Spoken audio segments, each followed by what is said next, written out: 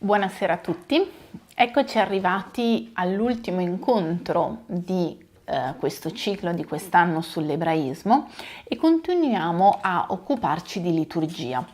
Dopo esserci occupati della festa ebraica più importante, cioè dello Shabbat, oggi ci occuperemo delle feste che scandiscono l'anno ebraico.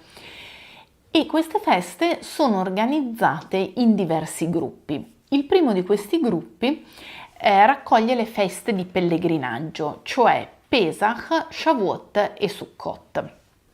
Il secondo gruppo raccoglie le feste austere, cioè Rosh Hashanah e Yom Kippur, e infine il terzo gruppo raccoglie le feste minori, le altre ricorrenze come Hanukkah, Purim, poi Simchat Torah, Lag BaOmer, eccetera.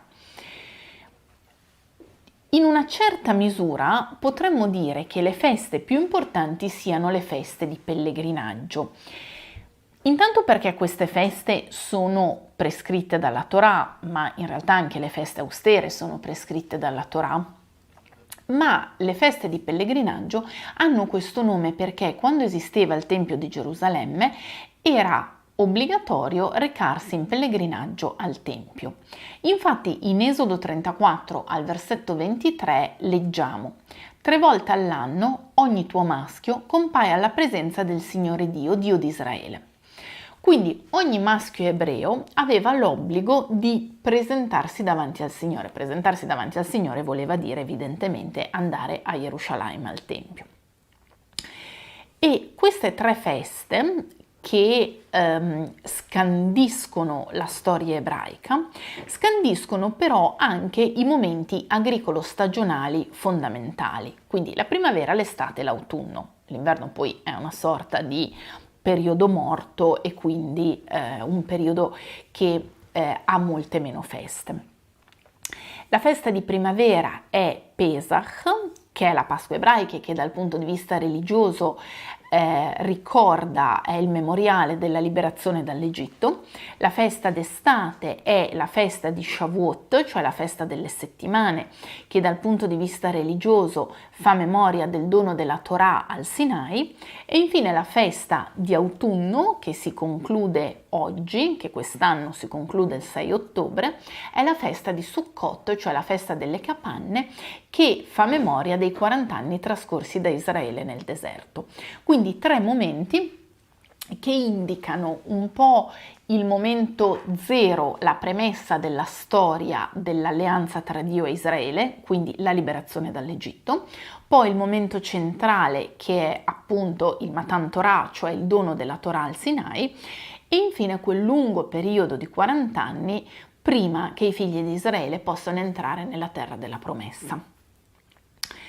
La festa di Pesach è il memoriale della liberazione dall'Egitto.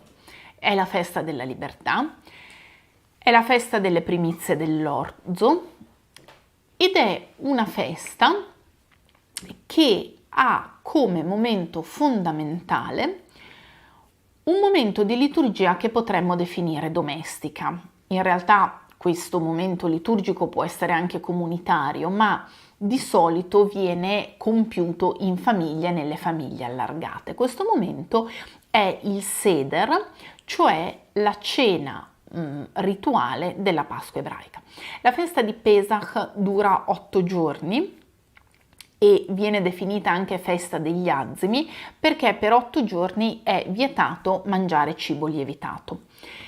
Nelle prime 2 sere però è anche obbligatorio mangiare pane azimo. Uno potrebbe astenersi dai lievitati senza mangiare pane azimo e mangiare altri cibi, però nelle prime 2 sere, che sono quelle appunto in cui si celebra il Seder, è obbligatorio mangiare pane azimo.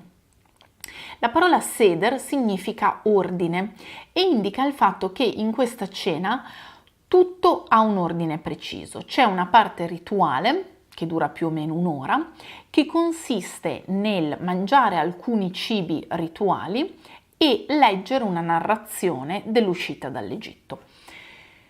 Essere memoriale, in questo caso della liberazione dall'Egitto, vuol dire esattamente questo. Dal punto di vista ebraico, fare memoria non vuol dire solo raccontare una storia, ma vuol dire riviverla. Nella Haggadah di Pesach è scritto: devi comportarti come se tu oggi stessi uscendo dall'Egitto, non come se i tuoi padri raccontassero una cosa che è accaduta a loro secoli fa, millenni fa, ma devi rivivere quella cosa che è accaduta e che è stata rinarrata, di cui è stato fatto memoria di anno in anno.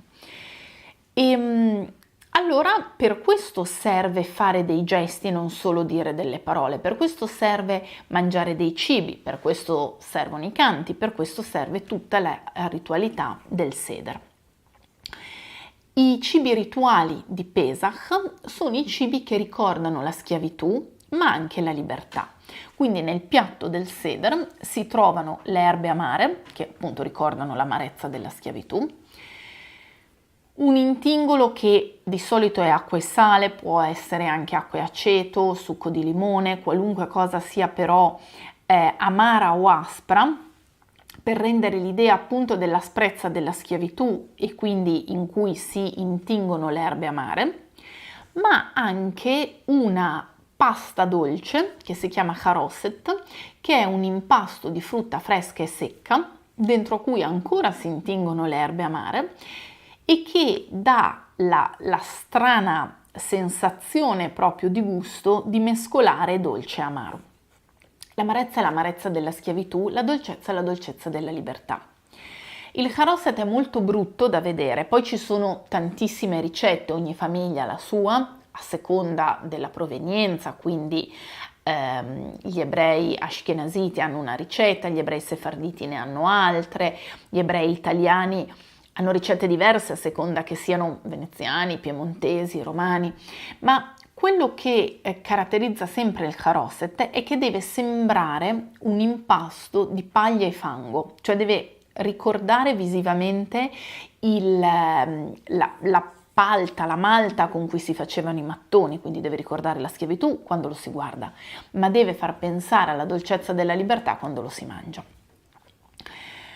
Un altro cibo che si trova sul piatto del Seder ma in realtà non si mangia è un osso di agnello. L'agnello ricorda l'agnello con il cui sangue sono stati tinti gli stipiti delle porte nel momento in cui gli ebrei sono usciti dall'Egitto. Ricorda l'agnello che veniva sacrificato al Tempio di Gerusalemme e poi veniva mangiato durante Pesach quando esisteva il Tempio. Ma oggi sul piatto si trova solo un osso e l'osso non si mangia perché l'agnello non può più essere sacrificato, il tempio non esiste più e quindi l'agnello arrosto non si mangia più a Pesach.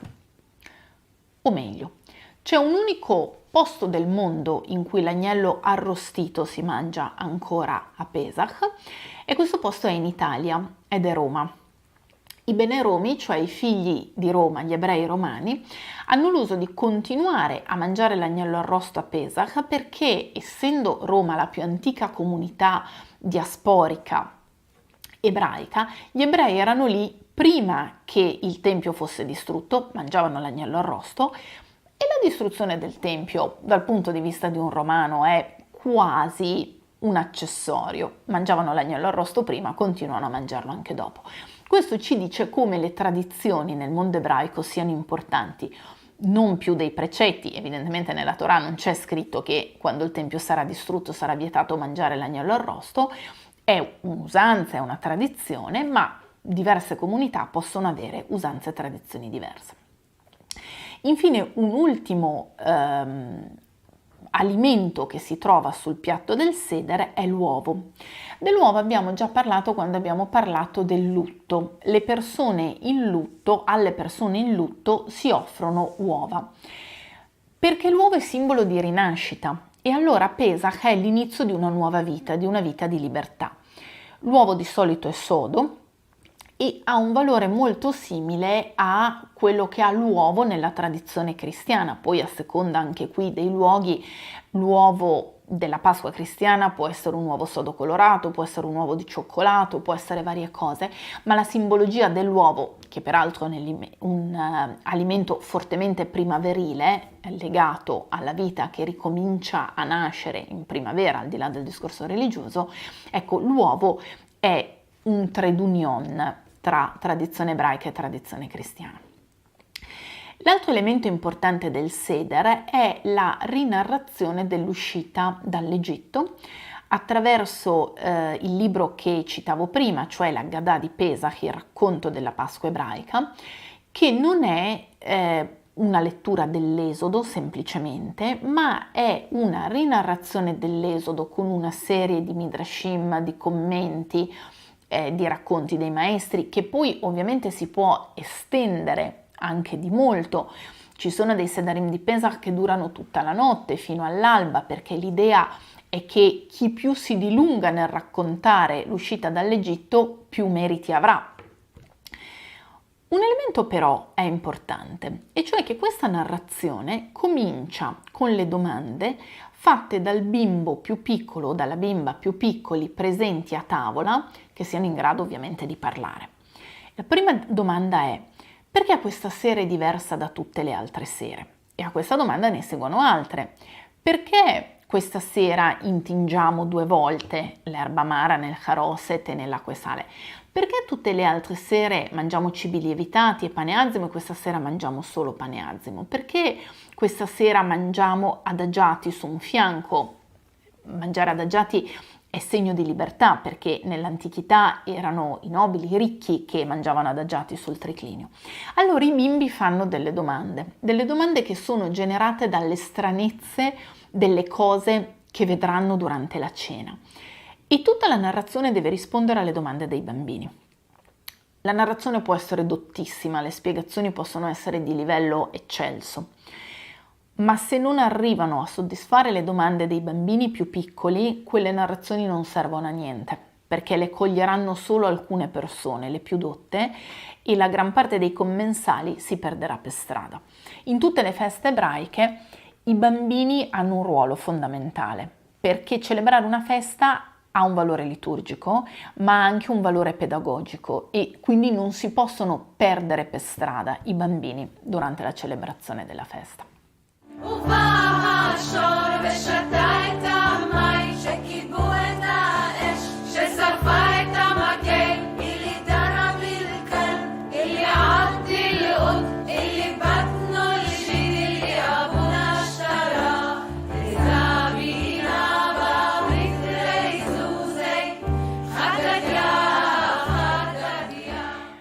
«50 giorni dopo la festa di Pesach si celebra la festa di Shavuot, che letteralmente vuol dire settimane. 7 settimane dopo Pesach, 49 giorni. Quindi l'altro modo, diciamo, di definire questa festa è Pentecoste, appunto, 50. Shavuot è il memoriale del momento centrale della storia di Israele, cioè il dono della Torah al popolo ebraico sul Sinai.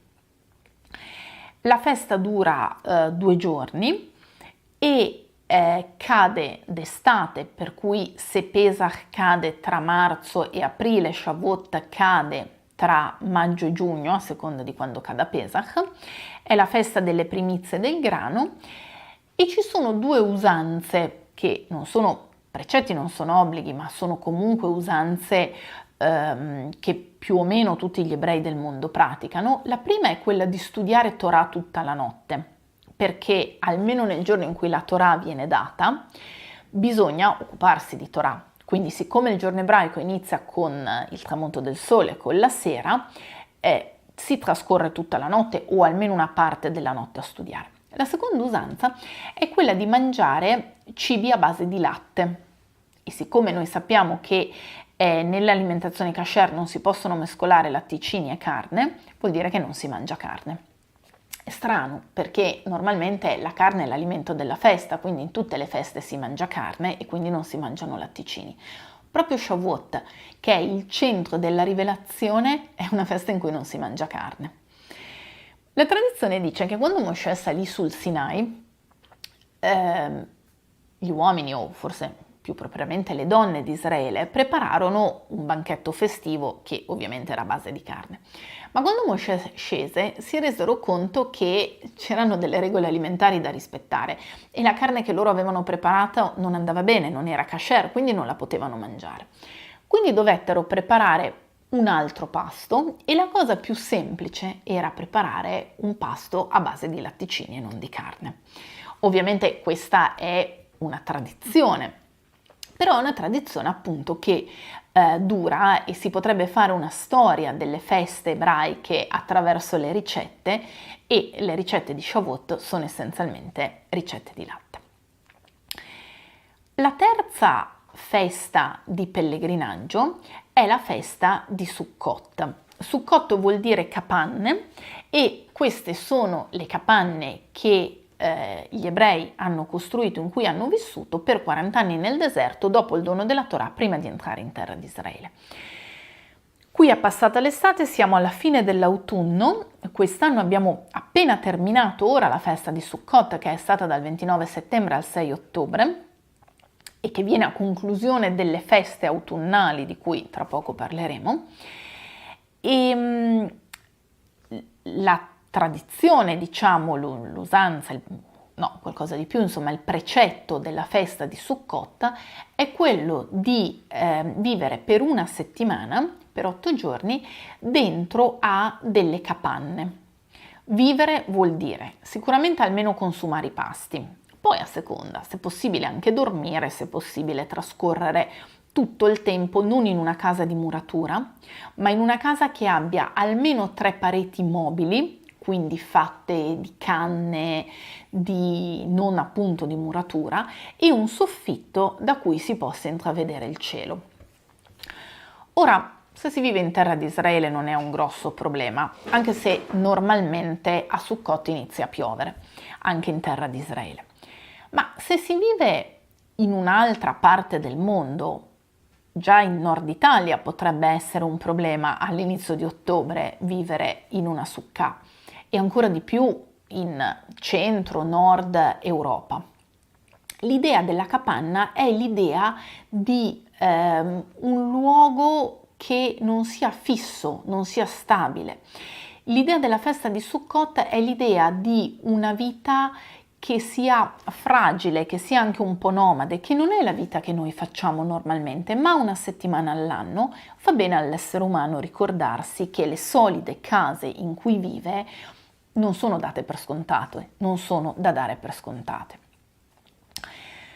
Un altro simbolo della festa di Sukkot è il lulav, cioè un mazzo fatto da 4 specie, o meglio, il lulav di per sé è fatto da 3 specie vegetali, che sono il salice, il mirto e la palma.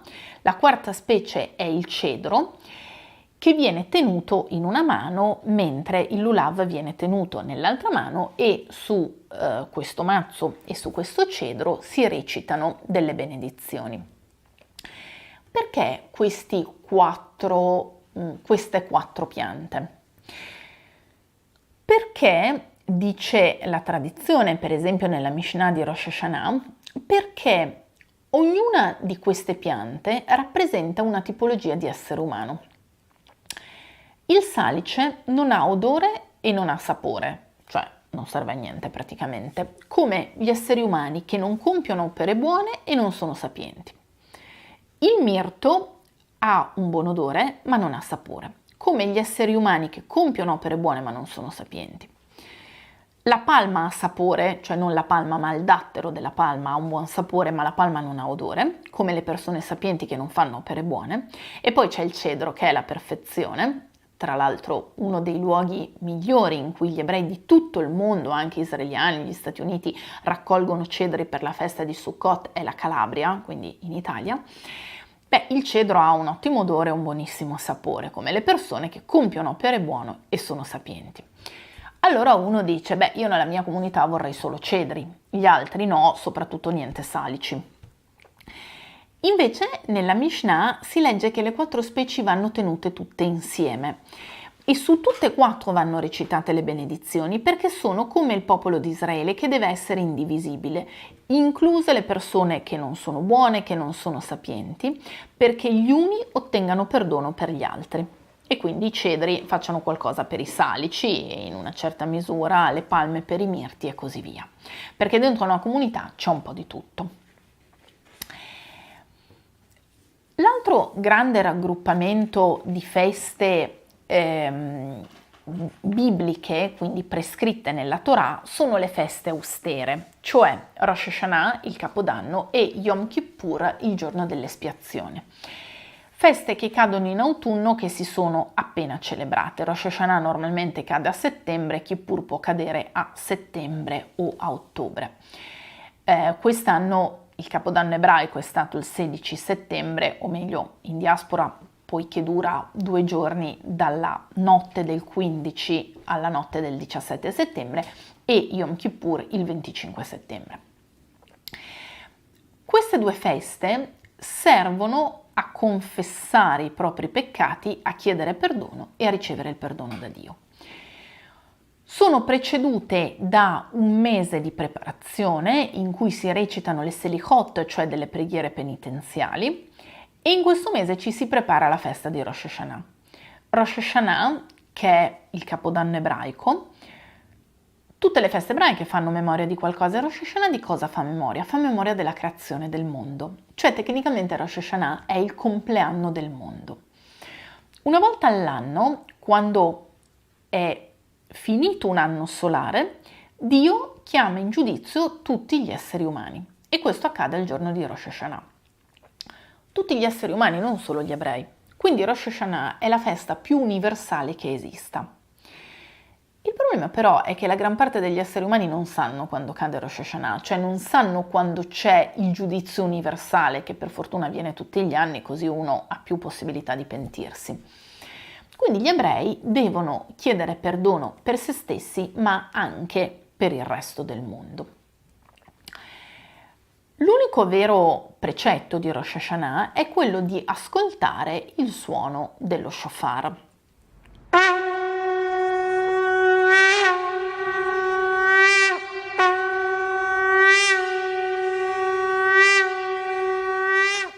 Lo shofar è un corno di montone che ricorda la legatura di Isacco, cioè quell'episodio abbastanza terribile della Bibbia in cui Dio chiede ad Abramo di sacrificare suo figlio. Abramo parte, arriva sul Monte Moria, alza il coltello, e nel momento in cui alza il coltello l'angelo lo ferma e gli dice: no, guarda, là c'è un montone, devi sacrificare il montone, non tuo figlio. Allora lo shofar è il corno di quel montone, no? Ricorda che Dio ha sospeso il sacrificio. E c'è una bellissima preghiera che si recita appunto nei giorni terribili, che sono appunto i giorni di Rosh Hashanah, i giorni fino a Kippur e poi Kippur, in cui si ricorda in continuazione l'inceppatore, l'inceppato e l'altare. L'inceppatore, cioè colui il quale ha messo in ceppi qualcun altro, Abramo; l'inceppato, colui che è stato messo in ceppi, cioè Isacco, e l'altare. Perché Abramo avrà avuto fede, ma Isacco a un certo punto ha capito benissimo a cosa stava andando incontro e non si è ribellato. Perché proprio questo episodio? Perché c'è una tradizione ebraica che fa discutere Abramo con Dio. Abramo discuteva spessissimo con Dio, e fa discutere Abramo con Dio dopo la legatura di Isacco, e fa dire ad Abramo: Signore del mondo, tu mi hai fermato la mano, ma tu sapevi che se non me l'avessi fermata io avrei ammazzato mio figlio, perché ho fede in te. Ora, siccome io ho avuto così tanta fede in te, tu adesso prendi i meriti di fede miei e di mio figlio e li usi per quando i nostri discendenti di fede non ne avranno abbastanza e non meriteranno di essere perdonati da te. Allora tu userai i nostri meriti di fede per perdonarli e perdonerai i nostri discendenti per i nostri meriti di fede. È l'idea di un intermediario, no? Perché nessuno merita davvero il perdono divino, però spesso c'è qualcuno che si mette in mezzo. Rosh Hashanah è l'inizio dell'anno ebraico. È la Mishnah a fissare qui l'inizio dell'anno ebraico, perché nella Bibbia ci sono 4 capodanni, poi alla fine appunto se ne sceglie uno, e quello che si fa durante Rosh Hashanah è fare un seder, quindi una cena rituale molto più semplice, cioè, o meglio, molto più libera rispetto a quella di Pesach, dove però è usanza mangiare dei cibi dolci, la mela intinta nel miele o il pane intinto nel miele. per augurarsi che l'anno sia buono e dolce. E poi ci sono altri cibi tradizionali come la melagrana, che è simbolo di abbondanza, anche di abbondanza nell'osservanza dei precetti, la testa di pesce, augurandosi che sia un anno di testa e non di coda, e poi chiunque aggiunge ciò che vuole.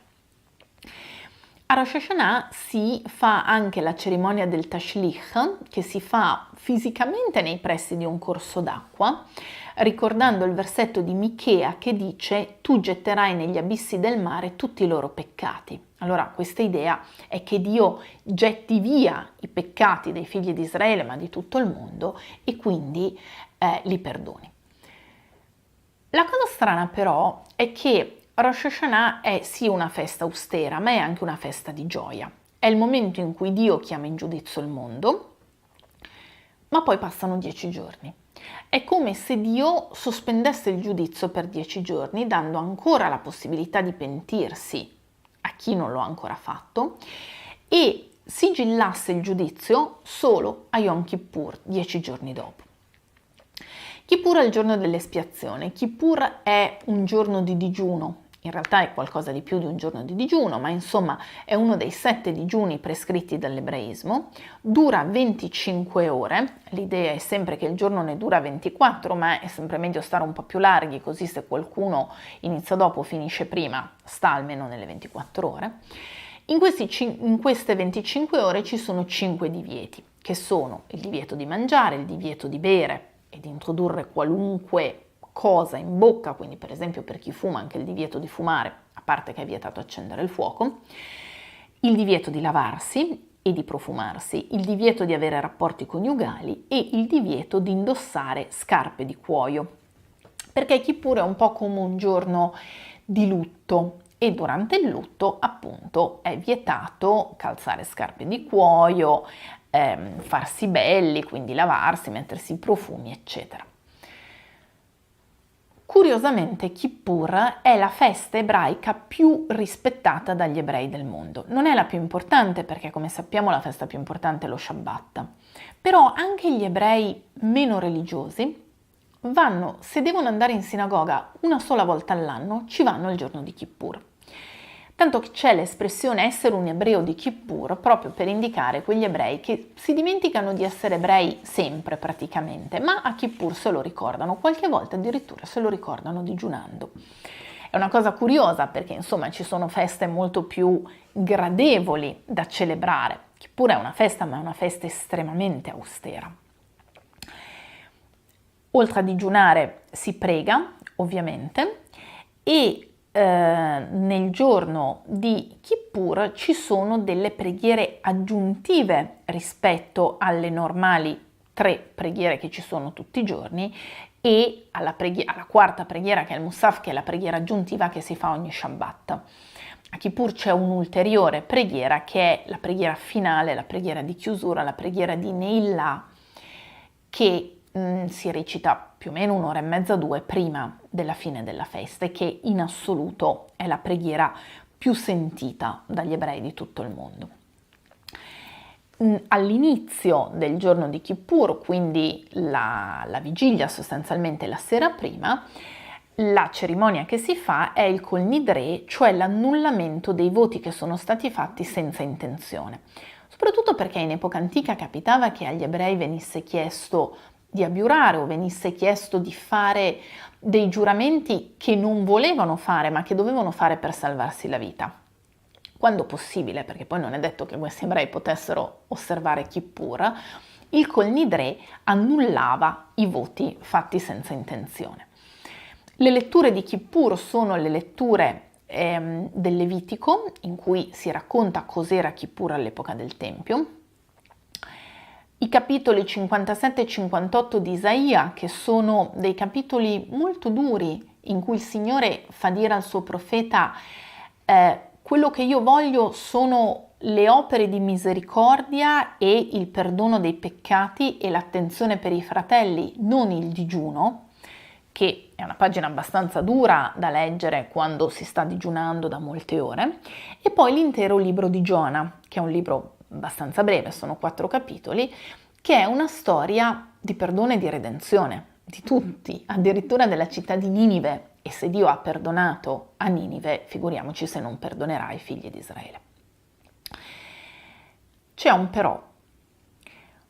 A Kippur Dio perdona tutti i peccati che sono stati commessi contro di lui, ma nel trattato Yomà della Mishnah, che è il trattato dedicato al giorno di Kippur, si legge: per le trasgressioni che avvengono tra uomo e Dio, il giorno dell'espiazione attua l'espiazione. Ma per le trasgressioni che avvengono tra l'uomo e il suo compagno, il giorno dell'espiazione attua l'espiazione solo se l'uomo si è riappacificato con il suo compagno. Cioè, per farsi perdonare di ciò che si è commesso contro un altro essere umano, uno sgarbo, un'ingiustizia, un furto, qualunque cosa, bisogna prima riappacificarsi con quell'essere umano, se no neanche Dio può perdonare.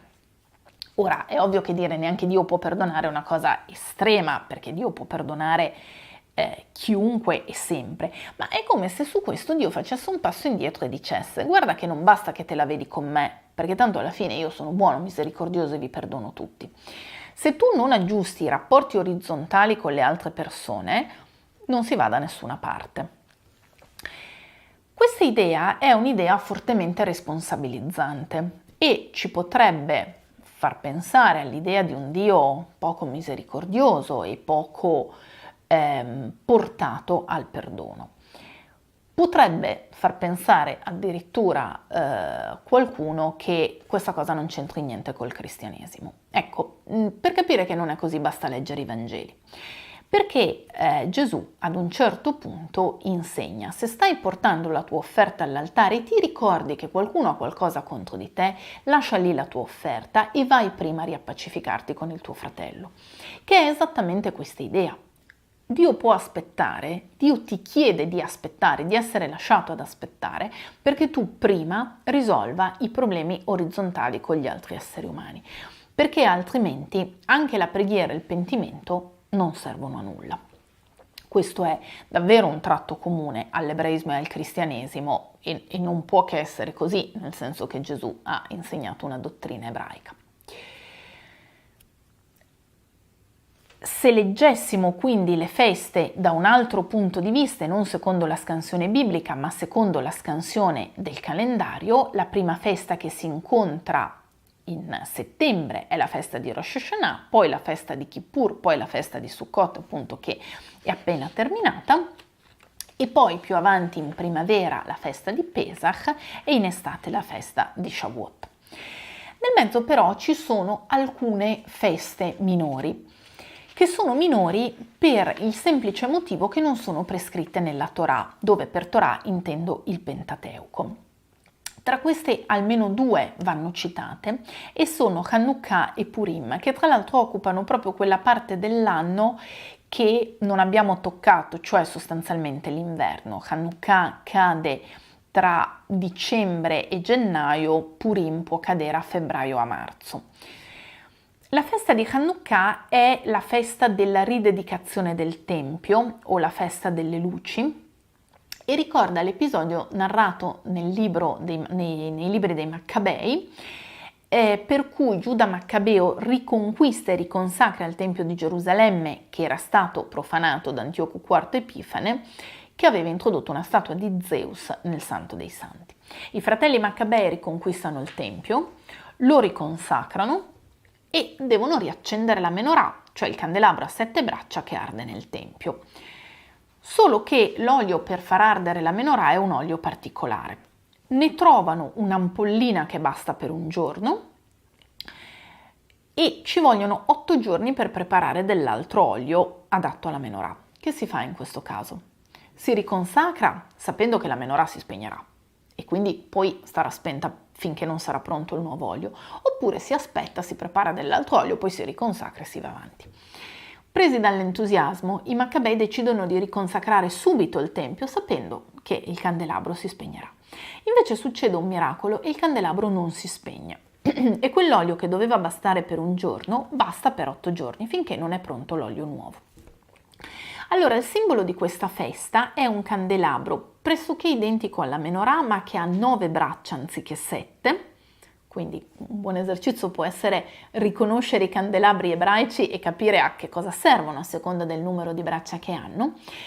E 9 braccia vuol dire 8 bracci, uno per ogni giorno della festa, uno per ogni sera della festa, più lo shamash, cioè il servitore, che è quel lume che ricorda l'olio del tempio con cui ogni sera si accende una candelina o un lumino in più. Uno la prima sera, 2 la seconda sera, 3 la terza sera e così via. La festa di Hanukkah non è una festa biblica perché i libri dei Maccabei non sono canonici per gli ebrei. Ovviamente si tratta di letteratura ebraica, spesso citata, tanto che la festa viene codificata, ma di per sé i libri non sono canonici. L'altra festa, la festa di Purim, è la festa della regina Ester e se ne parla proprio nel libro di Ester, nel rotolo di Ester, che invece è un testo canonico ma non fa parte del Pentateuco. Anche qui c'è una storia molto bella che fa un po' ricordare le 1001 notte. La regina Ester viene condotta alla corte di Assuero che cercava una concubina, una nuova moglie, ne aveva tantissime, ma alla fine per fortuna si innamora proprio di Ester e lei è ebrea, arriva alla corte di Assuero, non rivela di essere ebrea e ad un certo punto il cattivo consigliere del re, cioè Amman, vuole sterminare tutti gli ebrei. A questo punto la regina Ester rivela la sua identità al re, rischiando la vita. Il re la grazia e ovviamente grazia anche il popolo di Israele e invece fa uccidere Amman e gli altri cattivi della storia. È una sorta di pogrom da cui gli ebrei si salvano per una volta tanto. E allora la festa di Purim diventa la festa del ribaltamento delle sorti, in cui una tragedia già scritta, perché il decreto era già stato scritto e firmato dal re, viene ribaltato in una festa di gioia. Questo ribaltamento, questo mascheramento, concretamente viene vissuto attraverso il fatto che i bambini, ma anche gli adulti spesso, a Purim si mascherano, si fanno satire, si beve, la tradizione è quella di arrivare a bere fino a ubriacarsi e per questa ragione molti hanno accostato Purim al Carnevale, anche perché cade più o meno nello stesso periodo, cade esattamente un mese prima della festa di Pasqua. Il libro della regina Ester di solito viene scritto su un rotolo a sé perché il vero precetto religioso della festa, al di là delle maschere, del vino e delle satire, è quello di ascoltare la lettura della storia di Ester, che però a noi è stata tramandata in 2 versioni, una in greco e una in ebraico. Ovviamente gli ebrei leggono la versione in ebraico, che manca di alcune parti che sono contenute nella versione greca, tra cui manca del nome di Dio. Per questa ragione i rotoli di Ester possono essere decorati, perché sì, sono testi sacri ma non contengono il nome di Dio, quindi non c'è il rischio che ci sarebbe nel decorare testi che contengono il nome di Dio. Ecco, queste sono le principali feste della tradizione ebraica e per approfondirle ci sono almeno 2 interessanti libri che si possono leggere, uno scritto da Clara ed Elia Kopczowski. Elia Kopczowski è stato rabbino capo di Milano, con Clara, sua moglie, ha scritto un volume che si chiama Le pietre del tempo. Questo testo ha un certo numero di anni, ma nel 2022 è stato rieditato da una piccola casa editrice di Trieste.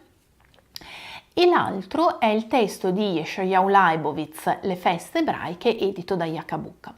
Leibowitz è uno dei più grandi pensatori dell'ebraismo contemporaneo e quindi ci accompagna, mentre i coniugi Kopczowski ci accompagnano attraverso una serie di tradizioni delle feste ebraiche che le rendono anche molto vivide, Leibowitz ci accompagna molto anche dentro il significato, direi quasi qualche volta il significato filosofico, oltre che biblico, delle feste.